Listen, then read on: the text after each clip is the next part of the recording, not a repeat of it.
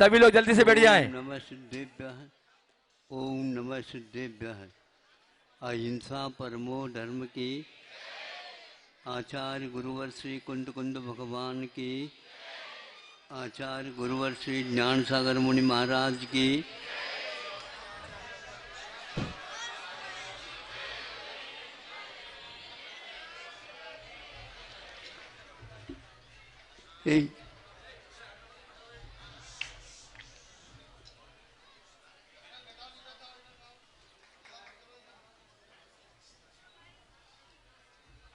कोई चित्र हमने देखा था, दीवार पर लगा हुआ था।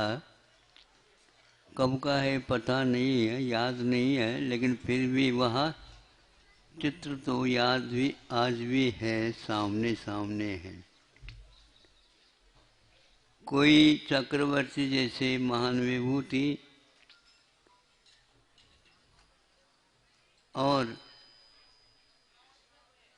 वह भगवान की पूजा के लिए तत्पर है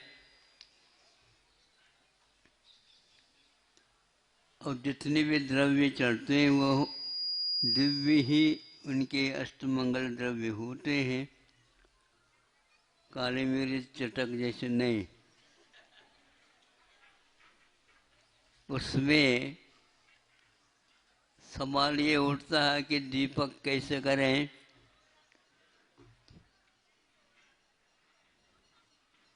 दीपक का तो दीपक होता है,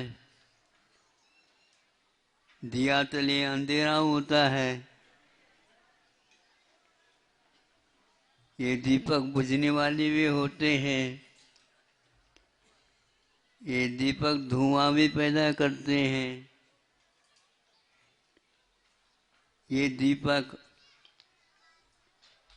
हवा आ जाए बुझ भी जाते हैं। इनके द्रव्य में इस प्रकार की कोई बात नहीं थी।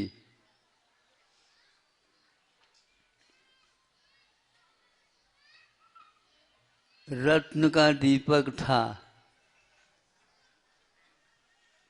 आचार्यों ने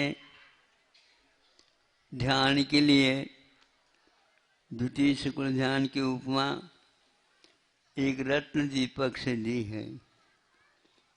बहुत अच्छा लगता है।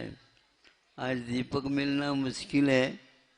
एक दीपक दूसरे दीपक से जल जाए और जला देते हैं, प्रकाश मिलता है। रत्न दीपक यदि हम पाते हैं तो वह बुझने का सवाल नहीं उठता। आँखों के लिए चमचमाहट भी नहीं रहेगी।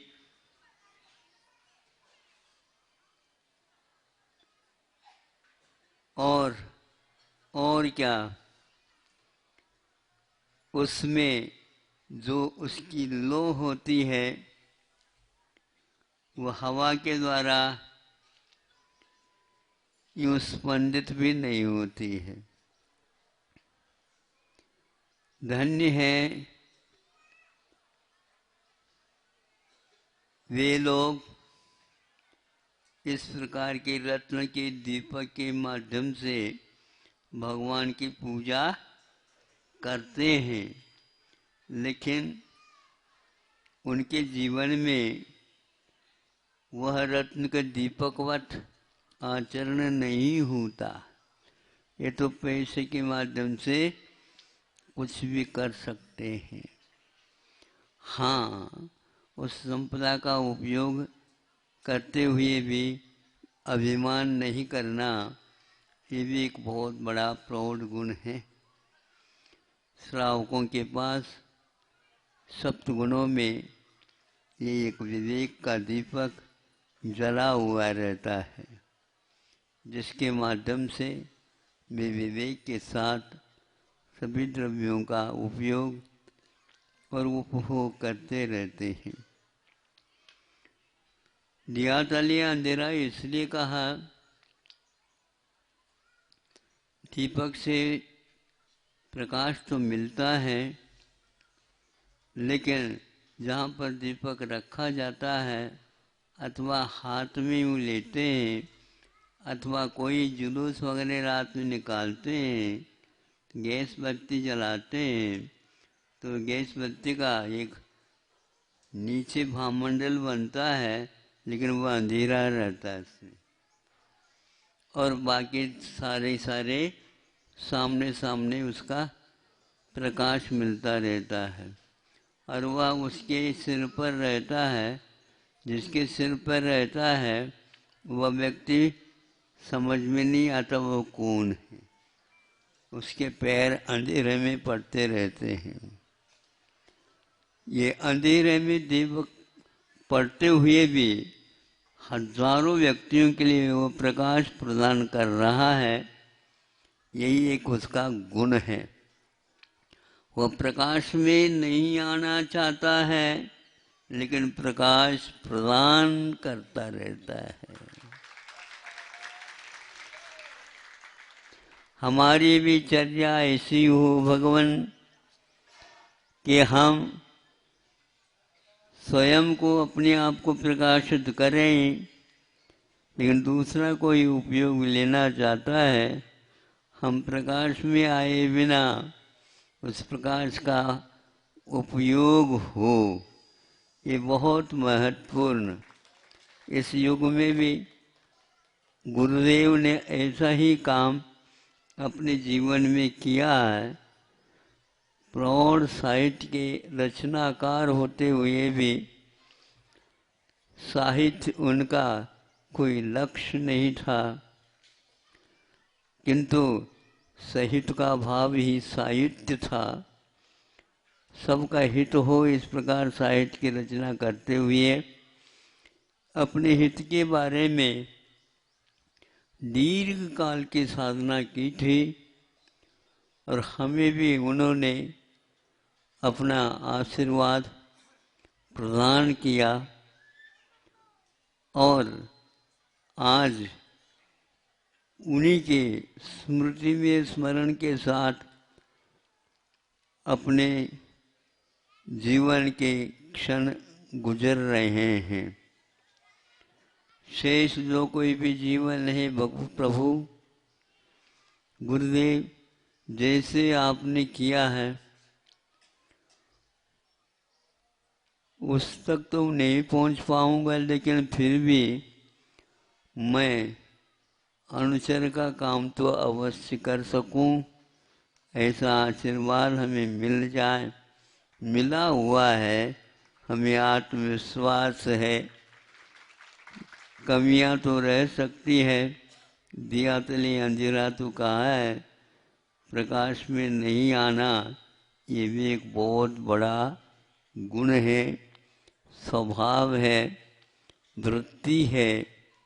ऐसे वृत्ति जैसे आपके जीवन में प्रभु आई थी उसी प्रकार अपने को भी मिले, और अपने से किसी को लाभ नहीं होता हो तो भी हानि तो न पहुँचे, यही भावना हमेशा रखते हैं। आज यहाँ की कमेटी ने कहा था महाराज जी आप तो आ गए, 3 महीने हो गए। हमने कहा आ तो गए, 3 महीने हो गए। लोग अलग दृष्टि से सोच रहे होंगे, आप लोग भी सोच रहे होंगे। इस समय हमने संकेत दिए थे संघ को, चातुर्मास के बाद हम संकेत देंगे आप लोगों को।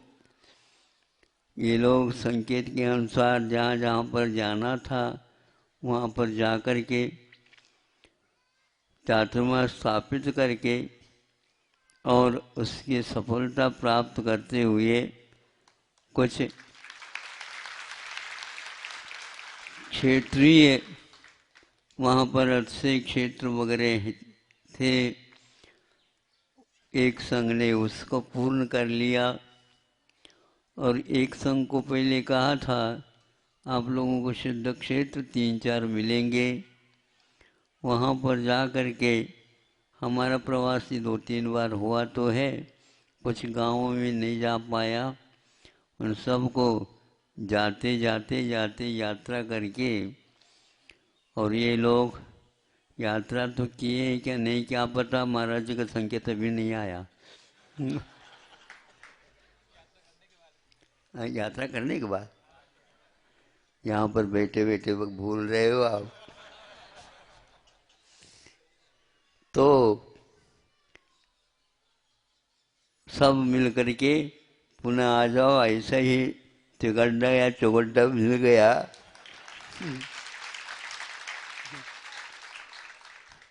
और समय पर आए, लेकिन बुलाया गया है।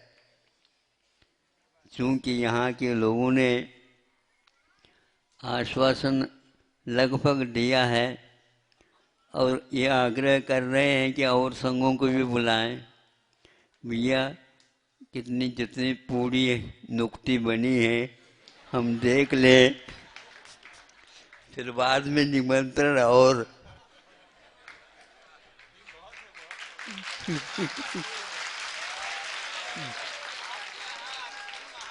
आओ। बहुत कठिन होता महाराज। हाँ, तो इसलिए एकदम तो हम हाँ नहीं कह सकते, लेकिन फिर भी आप तो माना फेर ही रहे हैं बिना हमारे कहे। आगे और भी स्थान वाले भी आ रहे हैं। उन सब को देखते हुए उन सब का वह निष्ठापन बहुत अच्छे हो, ये भावना करते हुए वातावरण का निर्माण करना है। अथवा हम लोगों के निमित्त से यदि निर्मित होता है वातावरण, हम तो बहुत अच्छा मानेंगे। इसके लिए